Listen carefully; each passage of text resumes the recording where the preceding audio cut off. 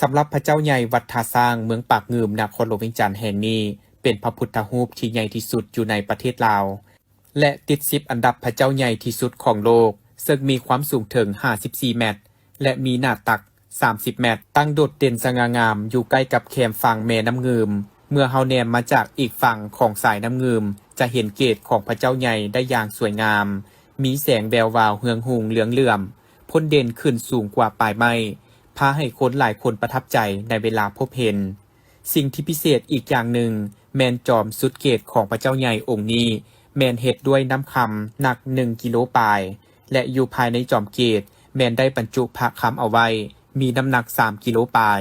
รวมทั้งหมดมี5กิโลที่เจ้าศรัทธาได้สร้างไว้ในพระเจ้าองค์นี้ในปี2021ผ่านมา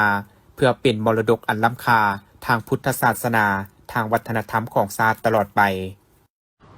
พายุฤดูร้อนได้พัดถล่มเข้าหลายบ้านเขตเมืองสีโคตะบองนครเมืองจันทน์ในวันที่22มีนาคม2026ในนั้นมีบ้านเวียงคำได้รับผลเสียหายอย่างหนักหน่วงเฮ็ดให้เฮือนโรงเรียนการค้าพาหนะตลาดวัดวาอาหารและทรัพย์สินอื่นๆของพ่อแม่ประชาชนเปเพหลายกว่า 1,500 หลังคาเฮือนท่านปอวางไสยาวงศ์เลขาปากบ้านในบ้านเวียงคำได้ให้สัมภาษณ์ต่อทีมข่าวในวันที่23มีนาคม2026ว่าบ้านเวียงคำเป็นบ้านหนึ่งที่ขึ้นกับเมืองสีโคตะบองนครเมืองจันทน์ซึ่งได้รับผลกระทบจากพายุฤดูร้อนเกิดมีลมและหมักเห็บตกอย่างกระทันหันห้ายแหงในเวลาประมาณ 16:57 โมงของวันที่22มีนาผ่านมาส่งผลให้มีเฮือนเปเพเสียหายนักหน่วงจำนวน 1,593 หลังคาเฮือนโรงเรียน3หลังมีคนได้รับบาดเจ็บเล็กน้อย5คนบาดเจ็บสมควร3คนมีพาหนะเปเพประเภทรถใหญ่รถจักรตลาดห้านค้าวัดวาอาหารบ่อนทำการผลิตและทรัพย์สินต่างๆของพ่อแม่ประชาชนทั่วบ้านอีกจำนวนหลายซึ่งยังบ่สามารถประเมินมูลค่าเสียหายได้เจ้าข้าพเจ้านี่ถือว่าซื้อประวังไสยวงศ์เป็นเลขาพักบ้านในบ้านเวียงคำถือว่าขอรายงานสภาพเกี่ยวกับการเกิดอุบัติเหตุพายุฤดูร้อนเมื่อวันที่22เมื่อวานนี้ในเวลาประมาณ 16 โมงแรงถือว่าได้มีพายุลมแรงพร้อมบางเห็ดตกอยู่เขตบ้านเวียงคำของพวกเขาถือว่าเฮ็ดให้เฮือนประชาชนเปเพทั้งหมดแล้วก็ทางโรงเรียนประถมบ้านเวียงคำและส่วนกันเปเพอย่างนี้พวกเขาได้สั่งรวมทั้งหมดแมนบ้านพวกเขามีอยู่1,593 ครอบครัวถือว่าถูกผลกระทบเต็มๆเกี่ยวกับพายุสุดนี้ถือว่าส่วนครอบครัวและยังถูกผลกระทบที่น้อยนึงและแม่นอยู่หน่วย83 82และ80เท่านั้นเพราะว่าเหลือนั้นและแม่นถือว่าถูกผลกระทบเบิดฉะนั้นแม่นมาเบิ่งความเป็นจริงประชาชนบ้านเฮาก็แม่นมีความเสียหายหลายฉะนั้นแม่นพวกเฮาก็เห็นสภาพแบบนี้พวกเขาก็อยากให้สังคมผู้ที่มีน้ำใจศรัทธาเพื่อเขาช่วยประชาชนแท้เฮาเพราะว่าประชาชนพวกเฮาก็มีหลายส่วนชั้นเนาะมีผู้ห่างมีผู้ปานกลางแล้วก็มีผู้ทุกข์ยากมีผู้ขาดเคินฉะนั้นแม่นสภาพเป็นอย่างนี้นี่มีจำนวนนึงครอบครัวจำนวนนึงก็สิบ่มีการมุ่งมีแนวมุ่งเฮือนฉะนั้นก็อยากหาให้ทางภาคส่วนเกี่ยวข้องหรือว่าภาคส่วนผู้ใดบุคคลใดหรือว่านักธุรกิจผู้ใดอยากเข้ามาช่วยเหลือช่วยบ้านพวกเฮากับแม่นซื้อมาช่วยได้ท่านในบ้านยังบอกอีกว่านอกจากบ้านเวียงคำที่ได้รับผลกระทบแล้วยังมีบ้านอ้อมข้างที่มีไซด์แดนติดจอดกันก็ได้รับผลกระทบรักเส้นเดียวกันก็คือบ้านหนองแตงเหนือบ้านจันทร์สว่างบ้านตาดทองและบ้านจำปาเมืองสีโคตะบองนครเมืองจันทน์พิธีจัดขึ้นในท้ายอาทิตย์ผ่านมาโดยการเข้าร่วมของท่านสอนไซศรีพันดรนายกรัฐมนตรีท่านวันไซพงษ์สวรรค์ประธานคณะกรรมการศูนย์กลางพรรคท่านไซสนาโคตรภูธรเลขาพรรคแขวงขมวนท่านนางสวนสวรรค์วิญญาเกตรัฐมนตรีกระทรวงวัฒนธรรมและการท่องเที่ยวมีประธานกลุ่มบริษัทอินทากรุ๊ปพร้อมด้วยบรรดาทานการนำภาครัฐอดีตการนำและแขกถึกเซินเข้าร่วม เพื่อเปิดน้ำไส้แหล่งท่องเที่ยวทางธรรมชาติขุนกองแรงอย่างเป็นทางการสร้างให้กลายเป็นจุดหมายปลายทางใหม่ที่ยืนยงทั้งเป็นการสูบยูเศรษฐกิจสังคมและส่งเสริมการท่องเที่ยวสีเขียวของแขวงขมวนให้เป็นที่รู้จักทางภายในและต่างประเทศในโอกาสนี้ทานพันธจิตอินทิราชได้รายงานเกี่ยวกับความเป็นมาการพัฒนาโครงการว่าโครงการนี้เป็นแหล่งท่องเที่ยวแนวอนุรักษ์ธรรมชาติแบบยืนยงและสีเขียวโดยเน้นการมีส่วนร่วมของชุมชนเป็นหลักตั้งอยู่บ้านนาคือเมืองหินบูนมีเนื้อที่พัฒนาประมาณ80เฮกตาร์เขตอนุรักษ์ฟอสซิล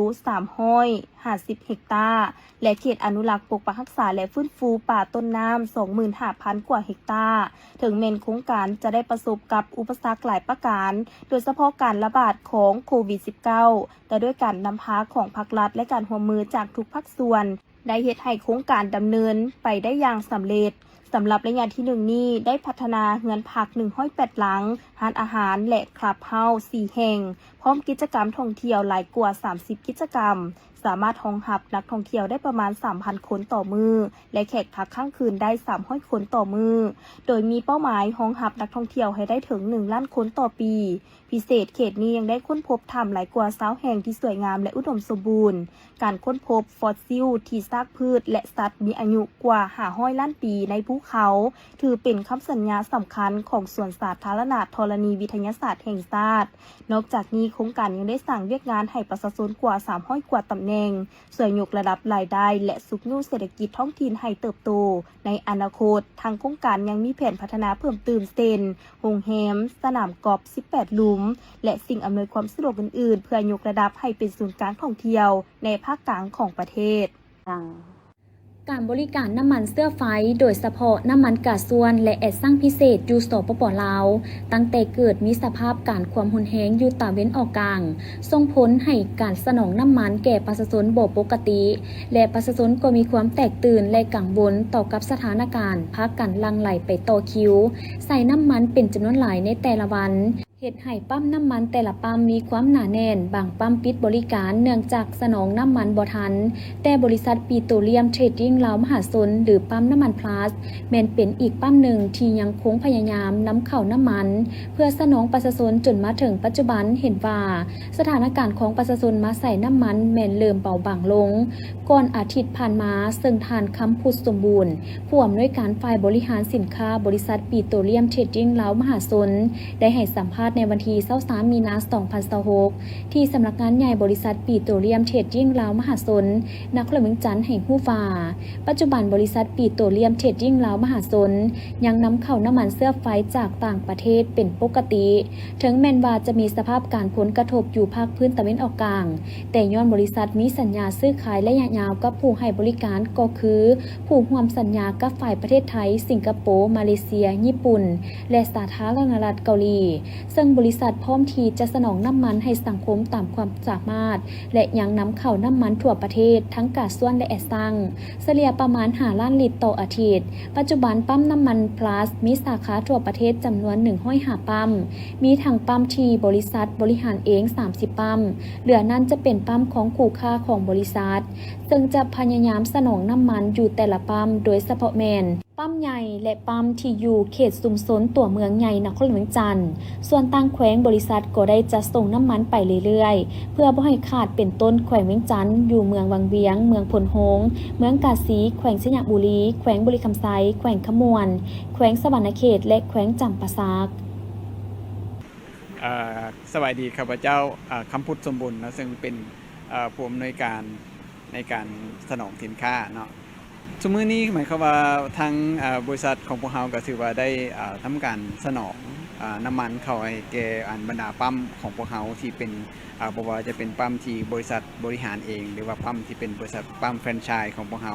เนาะซึ่งปัจจุบันนี้ปั๊มที่เป็นของบริษัทนั้นอยู่ที่32ปั๊มก็ถือว่าพยายามเปิดให้บริการเป็นปกติเนาะและก็สำหรับปั๊มที่เป็นปั๊มแฟรนไชส์จำนวนหลายกว่า60กว่าปั๊มหันก็ถือว่าเขาพยายามเสิร์ฟเต็มที่เนาะแต่อาจก็จะมีคอมลาซ่าในการจัดส่งเนาะก็คือจัดส่งจากสั่งน้ำมันต้นทางของพวกเราเนาะซึ่งบอกว่าจะเป็นทางภาคเหนือเขาก็จะมีสั่งน้ำมันอยู่ที่เมืองเงินแข่งสยามบุรีเนาะสำหรับภาคกลางของพวกเราก็จะนครหลวงเนาะแล้วก็จะมีอยู่ในที่ สั่งน้ำมันของแข่งบนคำไซสั่งน้ำมันอยู่ที่แข่งสวรรณเขตและก็สั่งน้ำมันอยู่แข่งจำปาสักเนาะสำหรับภาคเหนือนอกจากนี้ก็ยังมีอยู่ในสั่งน้ำมันแข่งเสียงขวางและก็สั่งน้ำมันของแข่งหัวพันก็ถือว่าเป็นจุดหลักที่เราพยายามสุ่มใส่ในการสนองน้ำมันเข้าปั๊มให้ทุกๆปั๊มหันได้มีน้ำมันให้บริการผงสนในปัจจุบันนี้ครับแน่นอนเนาะทุกคนในสภาพประกาศเป็นจังซี่ทุกคนกับคนสมไส้ว่าสันซาต่างก็มีความตกตื่นตกใจว่าสันซาที่จะเห็นว่าเนื่องด้วยการเสพข่าวบอกหรือว่าการฟังข่าวอีกอย่างที่เฮ็ดให้คิดว่าน้ำมันจะขาดจริงๆแล้วน้ำมันเฉพาะบริษัทเนาะเฉพาะทางบริษัทปิโตรเลียมเทรดดิ้งลาวของพวกเขามันถือว่ายังมีความสามารถในการนำเข้าเป็นปกตินะเพราะว่าพวกเขาได้รับการสนองที่ดีจากทางผู้สนองเขาจากต่างประเทศนั่นที่ว่าก็ยังมีการสนองให้เขาปกติต่างแต่ว่าในเมื่อหลายๆปั๊มปิดแต่ว่าปั๊มเขาเปิดฉะนั้นจะเห็นว่าทราฟฟิกหลายๆหรือว่าลูกค้าจำนวนหลายก็ต้องได้ต่อคิวเข้าที่ใส่เพื่อจะเข้าใช้บริการที่ปั๊มของพวกเขาเนาะแม่นเนาะเพราะถือว่าบรรดาปั๊มที่อยู่หัวเมืองใหญ่ต่างๆถือว่าเขาก็ยังสนองเป็นปกติตามรอบเวียนของการส่งน้ำมันเนาะต่างก็คือทานหู้ละหลายๆปั๊มอาจจะปิดไปเนาะอาจจะบ่แม่นปั๊มแบรนด์ของเฮาในเมื่อหลายปั๊มปิดฉะนั้นปั๊มละของพวกเฮาก็จะเห็นว่าหรือว่าปั๊มอื่นๆที่เปิดเนี่ยลูกค้าก็จะหลายขึ้นย้อนว่าปั๊มหลายๆปั๊มมันปิดให้บริการสำหรับปั๊มที่เป็นปั๊มที่บริษัทบริหารเองถือว่ายังเปิดให้บริการปกติเนาะอาจจะมีแบบปิดในบางช่วงในของมือเนาะก็ย้อนว่าน้ำมันมันหมดแล้วก็ท่ากันส่งน้ำมันจากสั่งน้ำมันเพื่อมาหาปั๊มน้ำมันเนาะแผนต่อไปของพวกเราก็แม่นพวกเราได้ร่วมมือกับทางภาครัฐเนาะบ่ว่าจะเป็นทางกระทรวงการค้าแล้วก็ทางกระทรวงการเงินเนาะในการที่จะเสาะหาแหล่งน้ำมันจากแหล่งที่3ประเทศที่3ดังที่พวกเราเคยนำเข้ามาบ่ว่าจะเป็นจากทางฝั่งของอื่นๆเข้ามาทางฝั่งเวียดนามเพื่อนำน้ำมันเข้าเป็นล็อตใหญ่เนาะนำมาทางเรือหันมาลงที่สั่งน้ำมันที่พวกเราเซาอยู่ที่ประเทศเวียดนามแล้วก็ขนส่งจากเวียดนามเข้ามาประเทศลาวอันนี้ก็จะเป็นอีก2ทางนึงที่พวกเรากำลังพยายามเฮ็ดเวียกอย่างหนักร่วมกับทางภาครัฐอยู่ในปัจจุบันอยากให้ทุกคนช่วยกันประหยัดว่าซั่นซะเนาะเพราะว่าแน่นอนสภาวะอากาศมันเป็นแบบนี้นะการประหยัดถือว่าเป็นสิ่งที่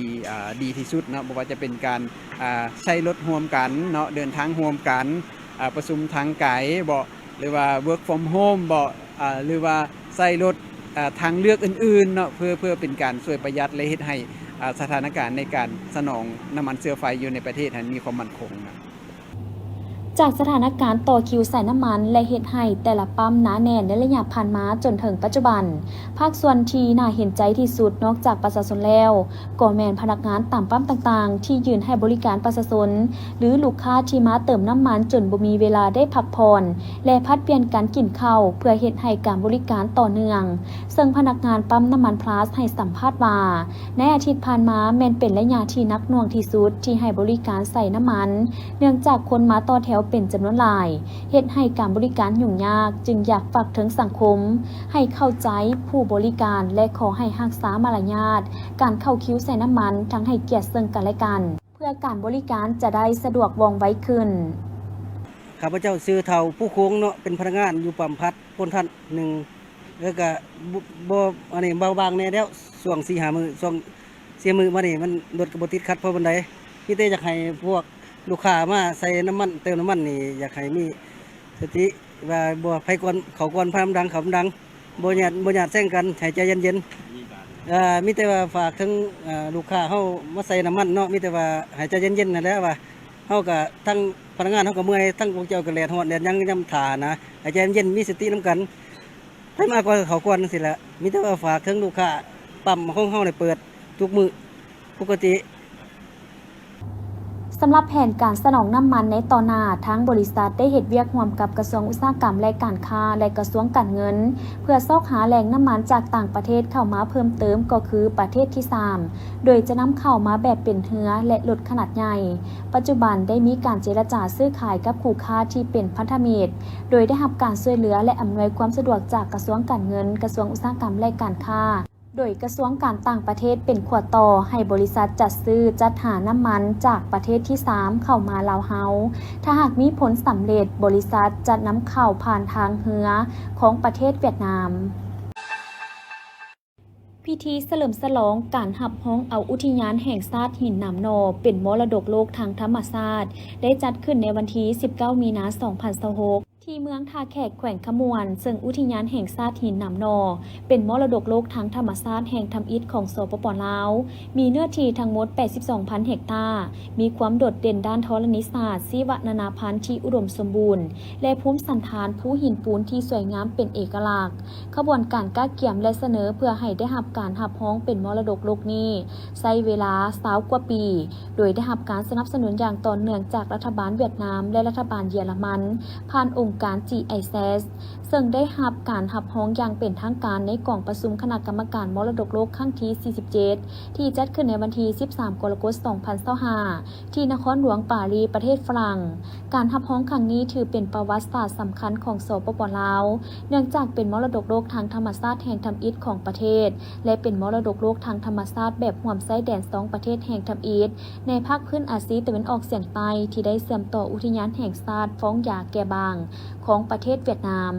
การรับรองครั้งนี้ถือเป็นมรดกโลกแห่งที่ 4 ของสปป.ลาวถัดจากหลวงพระบางวัดภูจำปาสักและธงไหหินเสียงขวางนี่เป็นการยั่งยืนถึงแนวทางนโยบายอันถูกต้องของพรรคและรัฐบาลในการปกปักรักษาและส่งเสริมคุณค่าของมรดกแห่งชาติกลายเป็นมรดกอันล้ำค่าและยินยง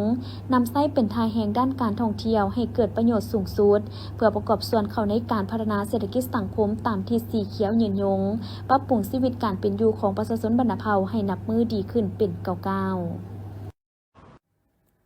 ในวันที่22 มีนาคม 2026 เวลาประมาณ 16:30 นาทีได้เกิดมีพายุฤดูร้อนเกิดขึ้นมีลมแห้งฝนตกหนักและเกิดมีหมักเห็บตกเป็นจำนวนหลายอยู่เมืองสีโคตะบองนครหลวงวิจันทร์โดยเฉพาะแม่นอยู่กลุ่มบ้านใหม่และกลุ่มหนองเนียวรวมมีจำนวน7บ้านที่ได้รับผลกระทบซึ่งเฮ็ดให้เฮือนศาลบ้านซองและทรัพย์สินของประชาชนต่างๆได้รับความเสียหายเป็นจำนวนหลายผ่านการเก็บกำข้อมูลในเบื้องต้นของเมืองสามารถสั่งรวมได้คือ 1. บ้านเวียงคำเฮือนศาลประชาชนได้รับความเสียหาย 1,593 หลังคาเรือนรถใหญ่เปเพจำนวน 14 คันห้องการบ้าน1หลังโรงเรียนประถมบ้านเวียงคำ1หลังมีคนได้รับบาดเจ็บ8คนเข้าห้องหมอ3คน 2. บ้านพลสมบูรณ์เฮือนศาลประชาชนได้รับความเสียหาย200 กว่าหลังคาเรือนรถใหญ่30คัน 3. บ้านหนองดาเฮือนศาลประชาชนได้รับความเสียหาย27หลังคาเรือนรถใหญ่1คัน 4. บ้านตาดทองเฮือนศาลประชาชนได้รับผลกระทบจำนวน808หลังคาเรือน 5. บ้านจันทร์สว่างเฮือนศาลประชาชนได้รับความเสียหาย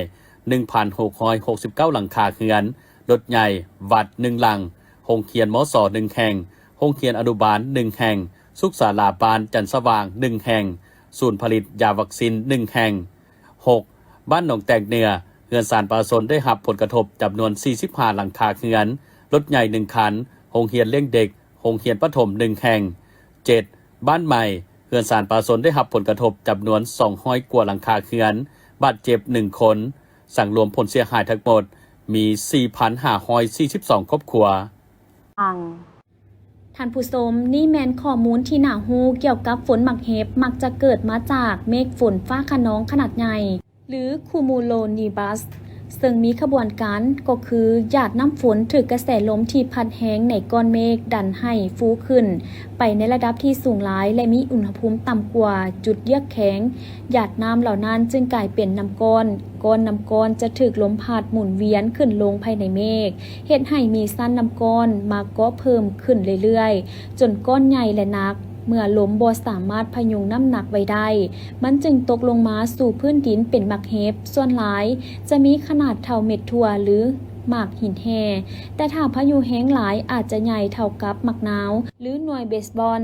ซึ่งรูปห่างมักจะเป็นก้อนกลมหรือเป็นเหลี่ยมบ่เสมอกันผลกระทบจากฝนหมักเห็บมักจะมาพร้อมกับลมพายุที่หุนแห้งและสามารถสร้างความเสียหายได้หลายเซนเฮ็ดให้หลังคาเรือนกระจกรถหรือทรัพย์สินต่างๆเพพังทำลายผลผลิตทางการเกษตรต้นไม้หักใบขาดหมักไม้ตกเหี่ยเป็นอันตรายต่อสัตว์เลี้ยงและคนหากถูกก้อนหมักเห็บขนาดใหญ่ตกใส่ ในประเทศลาวเฮาฝนหมักเห็บมักจะเกิดขึ้นในระยะฤดูร้อนหรือช่วงเปลี่ยนถ่ายฤดูประมาณเดือนมีนาหาพฤษภาซึ่งเป็นระยะที่มีอากาศร้อนจัดและเกิดพายุฤดูร้อนได้ง่ายในตอนแรงของวันที่22มีนาคม2026ที่ผ่านมานี้ได้เกิดพายุฤดูร้อนจนหมักเห็บตกหน่วยใหญ่ส่งผลเฮ็ดให้หลายครัวเรือนในนครหลวงวิจันทร์ได้รับผลกระทบจากหนักโดยเฉพาะแม้ที่อยู่อาศัยของประชาชนเรือนเสียหายหลายหลังต่อกับเหตุการณ์ดังกล่าวหลายคนที่มีชื่อเสียงในสื่อออนไลน์หรือเป็นคนที่หลายๆคนก็รู้จักได้ออกมาแสดงความเสียใจและพร้อมใจกันช่วยเหลือประชาชนที่ได้รับผลกระทบบ่ว่าจะเป็นบาววินหรือวินวิลเลียมรวมนักธุรกิจลาวที่หลายคนก็รู้จักกันดีบ่ว่าประชาชนลาวจะพบพอกับปัญหาหยังก็บ่เคยลืมที่จะให้การช่วยเหลือและในครั้งนี้ก็ได้ช่วยเหลือบริจาคให้กับพ่อแม่ประชาชนเป็นจำนวนเงิน200ล้านกีบพร้อมกันนี้ยังได้แสดงความเศร้าเสียใจความเห็นอกเห็นใจและให้กำลังใจผู้ประสบภัยอีกด้วยนอกจากนี้ยังมีดร.นิดหรือหมอนิดและในครั้งนี้ก็ได้เป็นส่วนหนึ่งในการให้การช่วยเหลือบริจาคให้กับพ่อแม่ประชาชนที่ได้รับผลกระทบในครั้งนี้เช่นเดียวกันเป็นจำนวนเงิน100ล้านกีบซึ่งจะช่วยเหลือ5ล้านกีบต่อครัวเรือนพร้อมกันนี้แม้จะให้การช่วยเหลือเรือนที่มีผู้เฒ่าหรือผู้ที่ช่วยเหลือตนเองบ่ได้เป็นอันดับทำอิฐพร้อมกันนี้ยังมีนางพอใจหรือเจ้นางพอใจที่หลายคนก็รู้จักเช่นเดียวกันโดยในครั้งนี้ได้ให้การช่วยเหลือเป็นจำนวนเงิน111ล้านกีบและพิเศษสุดแม้เป็นวันคล้ายวันเกิดครบรอบ44ปีของเจ้นางที่ถือโอกาสนี้สร้างบุญกุศลไปพร้อมกับการช่วยเหลือผู้ประสบภัยอีกด้วยในโอกาสนี้ทางโทรภาพนครหลวงวิจันทร์ก็ขอแสดงความสมเสยทานผู้ใจบุญที่ได้ให้การช่วยเหลือประชาชนและขอเป็นกำลังใจให้กับพี่น้องที่ได้รับผลกระทบในครั้งนี้พิธีจัดขึ้นในตอนบ่ายของวันที่20มีนาคม2026ผ่านมาที่เดินกีฬาป่านเตะศูนย์กีฬากายกรรมเมืองนาไซทองเขมืองจันทร์โดยการเป็นประธานของทานบุญสูพระวิเศษประธานคณะกรรมการปกครองเมืองนาไซทองทั้งเป็นห้องประธานคณะกรรมการจัดงานมีทานสมลีดวงพระจันทร์ห้องหัวหน้าแผนกศึกษาธิการและกีฬานครเมืองจันทร์ภาคส่วนที่เกี่ยวข้องครูฝึกนักกีฬาบรรดาขบวนก้อนกำลังผู้อาจารย์และนักเรียนเข้าร่วมท่านหัวหน้าห้องการศึกษาธิการและกีฬาเมืองนาไซทองได้กล่าวรายงานการจัดการแข่งขันครั้งนี้ว่าในนามคณะจัดงานมหกรรมกีฬานักเรียนประจำปีทั่วนครเมืองจันทร์ครั้งที่3ข้าพเจ้าขอรายงานเกี่ยวกับการแข่งขันกีฬาประเภทต่างๆซึ่งได้เริ่มแข่งขันมาแต่วันที่16มีนาคม2026ได้มีผลสำเร็จตามจุดประสงค์ระดับคาดหมายที่วางไว้ทุกประการซึ่งผลการแข่งขันของบรรดานักกีฬาประเภทต่างๆมีทั้งหมด5ประเภทมีนักกีฬาจาก9ตัวเมืองผลการแข่งขันอันดับที่1เมืองปากงึมได้เหรียญรวมทั้งหมด16เหรียญอันดับที่2เมืองสังทองรวมทั้งหมด11เหรียญอันดับที่3เมืองสีโคตะบองรวมทั้งหมด7เหรียญการจัดงานแข่งขันกีฬาประจำปีทั่วนครเมืองจันทร์ในครั้งนี้เป็นอีกหนึ่งคาดหมายสำคัญเป็นประวัติศาสตร์ของชาวเมืองนาไซทองในฐานะที่ได้รับเกียรติเป็นเจ้าภาพภายใต้การนำพาซี่นำอย่างใกล้ชิดของการนำผักหลาดเมืองโดยเริ่มจากการแต่งตั้งคณะรับผิดชอบซี่นำพาการอนุมัติงบประมาณการสุดนูติดตามพร้อมกันนี้ก็แมนการประกอบส่วนเข้าร่วมของคณะและนักกีฬาจาก9ตัวเมืองทั่วนครเมืองจันทร์ซึ่งกลายเป็นความทรงจำและการแลกเปลี่ยนบทเรียนที่ดีเป็นการเพิ่มพูนพื้นสร้างก้อนกำลังสามัคคีของชาวนครเมืองจันทร์พร้อมเดียวกันนี้ก็แมนความเป็นเจ้าการก้าเกียมดำเนินการตัวจริงในเวียกงานหอบด้านของคณะนำพาซี่น้ำกรรมการและอนุกรรมการฝ่ายต่างๆร่วมกับการเป็นเจ้าการที่ดีของการจัดตั้งทุกภาคส่วนและประชาชนบรรดาเผ่าชาวเมืองนาไซทองจึงสามารถเฮ็ดให้การจัดงานแข่งขันในครั้งนี้ดำเนินไปด้วยผลสำเร็จอย่างจบงามตามระดับคาดหมายที่วางไว้จากนั้นก็ได้มีพิธีมอบรางวัลก็คือเหรียญให้นักกีฬาในการแข่งขันกีฬาบ้านเตะในนั้นรางวัลที่3ได้แก่ทีมนักกีฬาบ้านเตะนักเรียนเมืองจันทบุรีรางวัลที่2เมืองนาไซทองเจ้าภาพและรางวัลที่1เมืองไซธานีพร้อมทั้งมอบถ้วยรางวัลให้แก่เมืองที่สามารถยัดได้เหรียญค้ำหลายกว่าหมู่ในการแข่งขันในนี้รางวัลที่3เมืองสีโคตะบองได้4เหรียญค้ำ3เหรียญทองแดงรางวัลที่2เมืองสังทองได้4เหรียญค้ำ6เหรียญเงิน2เหรียญทองแดงและรางวัลที่1เจ้าเหรียญค้ำเมืองปากเงิมได้9เหรียญค้ำ3เหรียญเงิน4เหรียญทองแดงโดยการมอบของทานบุญสูพระวิเศษในท้ายพิธีประธาน านคณะกรรมการปกครองเมืองศรีสัตนาคก็ได้ขึ้นกล่าวรับการเป็นเจ้าภาพจัดงานแข่งขันกีฬานักเรียนประจำปีทัวร์นครหลวงจันทร์ครั้งที่ 4 ศรีสัตนาเกมในพิธียังได้รับชมการแสดงศิลปะห้องเพลงเดี่ยวห้องเพลงคู่หญิงซ้ายและมีการเดินขบวนของก้อนกำลังนักกีฬาของแต่ละเมืองอย่างพร้อมเพรียงสวยงามของวันที่21มีนาคม2026นี้อยู่ที่วัดสมสง่าบ้านสมสง่าเมืองไสเศรษฐานครหลวงจันทร์ได้มีพิธีเททองหล่อพระพุทธรูปประธานซิมด้วยการนำพาสร้างของพระอาจารย์ใหญ่บุญทวีประสิทธิศักดิ์ของประธานองค์การพุทธศาสนาสัมพันธ์แห่งสาธารณรัฐประชาธิปไตยประชาชนลาวหัวหน้ากรรมาธิการสาธารณูปการและพระอาจารย์ใหญ่ศรีทนไสยาวงศ์ศรของประธานศูนย์กลางองค์การพุทธศาสนาสัมพันธ์แห่งสาธารณรัฐประชาธิปไตยประชาชนลาวหัวหน้ากรรมาธิการเผยแผ่ศีลธรรมและปฏิบัติกรรมฐานศูนย์กลางพระอาจารย์คำลาไสยนาถคณะกรรมาธิการเผยแผ่ศีลธรรมและปฏิบัติกรรมฐานเจ้าหน้าที่การวัดสมสง่าพร้อมโดยพระสงฆ์สามเณรภายในวัดสำหรับศรัทธาหลักในการสร้างประกอบมี21ฐานซึ่งนำโดยครอบครัวฐานบุญปอนและฐานนางคำหลอดบุตรนาฟงพร้อมโดยชาวพุทธบริษัทผู้ที่มีจิตใจเลื่อมใสศรัทธาในบวรพุทธศาสนาทั้งหลายร่วมเป็นบริวารสร้าง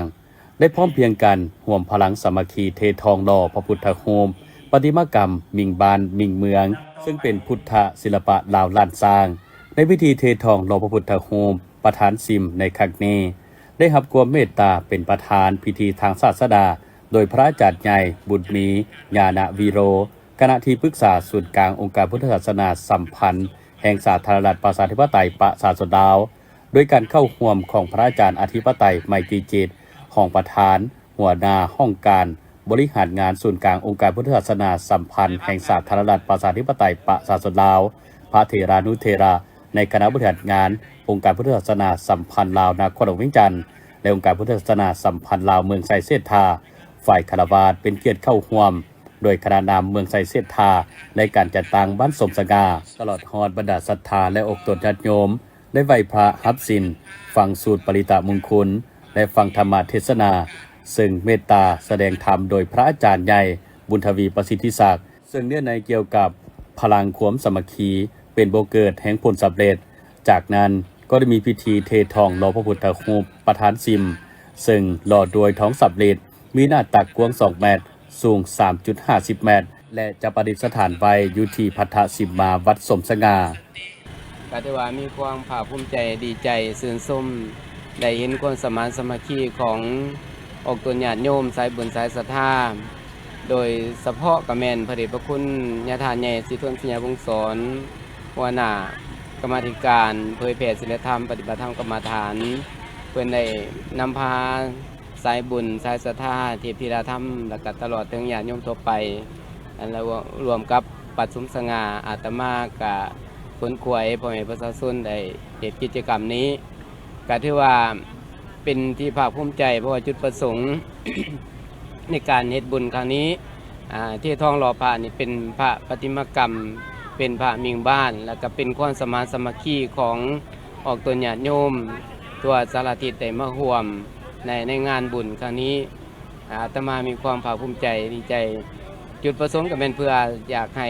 พระองค์นี้เป็นพระมิ่งบ้านคนเมืองเป็นเอิ้นว่าเป็นสัญลักษณ์ของปวงชนทั้งชาติโดยเฉพาะกระแม่นทั้งศาสนา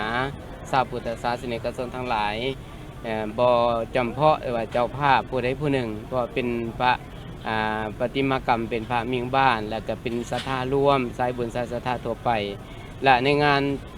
ที่ทองหล่อพระครั้งนี้อาตมาก็จัดกิจกรรม2อย่างควบกันนั่นคืองานประพฤติปฏิบัติธรรมประจำปี2026ที่วัดสมสง่าเคยได้จัดมาโดยตลอดฉะนั้นมื้อนี้ก็ถือว่าเมื่อใกล้จะจบพิธีทางงานปฏิบัติธรรมก่อนจะปิดงานปฏิบัติธรรมกับอาตมาก็มาจัดกิจกรรมสามัคคีก็คือเททองหล่อพระโดยเป็นศรัทธาลักก็คือพระเดชพระคุณญาติใหญ่ศรีทนพร้อมสายบุญเทพธิดาธรรมและการศรัทธาพุทธศาสนิกชนทั่วไปฉะนั้นจะว่าจุดประสงค์ของอาตมาวันนี้ก็เพื่ออยากส่งเสริมพุทธศาสนาจัดงานปฏิบัติธรรมก็เพื่อเผยแผ่พระศาสนาให้แก่พุทธศาสนิกชนและแก่ศาสนาให้ยืนยงถาวรต่อไป ก็สิมีจุดประสงค์สำนั้นเพื่อความสามัคสามัคคีของออกตัวญาติโยมชาวบ้านตัวไป สำหรับการหล่อพระพุทธรูปประธานสิมในครั้งนี้ถือว่าเป็นนิมิตหมายที่ดีในการอนุรักษ์พุทธศิลปะลาวล้านสร้าง และทั้งเป็นการส่งเสริมพระพุทธศาสนาให้มั่นคงเคียงคู่กับคนลาวชาวพุทธตลอดไปในระหว่างวันที่21 22 มีนาผ่านมาอยู่ที่วัดบูรพาไสยารามบ้านนนทองเมืองไซธานีนครเมืองจันทร์ได้จัดงานบุญสมโภชพระพุทธรูปและยกยอดเสาฟ้าใส่หอพระพุทธรูปใหญ่โดยการนำพาของพระอาจารย์ภูเงินพิลาวันหรือพระอาจารย์เอ็มห้อยเจ้าอธิการวัดบูรพาไสยารามร่วมกับอำนาจการปกครองบ้านและให้ความเมตตาเข้าร่วมของพระเถระนุเถระคณะบริหารงานองค์การพุทธศาสนาสัมพันธ์เมืองไซธานีองค์การพุทธศาสนาสัมพันธ์เขตอ้อมคางการนำผักหลาดตลอดฮอดสาวพุทธศาสนิกชนเข้าร่วมโดยเมื่อทำอิฐวันที่21 มีนาได้นำพาสาวพุทธศาสนิกชนห่างหาก้าเกียมและหับโมทนาทานตลอดทั้งวันจนมาฮอดตอนแลงเวลา 19:00 นได้นำพาหับศีลบวชพราหมณ์และก้าวเข้าสู่พิธีสมโภชพระพุทธรูปตลอดทั้งคืนต่อมาในตอนเช้าวันที่22 มีนาเวลา 8:00 นได้เต้าโฮมพ่อแม่ประชาชนชาวพุทธร่วมพิธีตักบาตรแด่พระสงฆ์สามเณรถวายต้นปาลมีหับพรหยาดน้ำพร้อมทั้งแห่ยอดเสาฟ้าอ้อมศาลาก่อนยกใส่หอพระพุทธรูปใหญ่ที่เต็มไปด้วยบรรยากาศคึกคืนม่วนซื่นที่มีชาวพุทธศาสนิกชนเดินทางมาร่วมทำบุญจากหลากหลายสารทิศทั้งภายในและประเทศเพื่อนบ้าน จุดประสงค์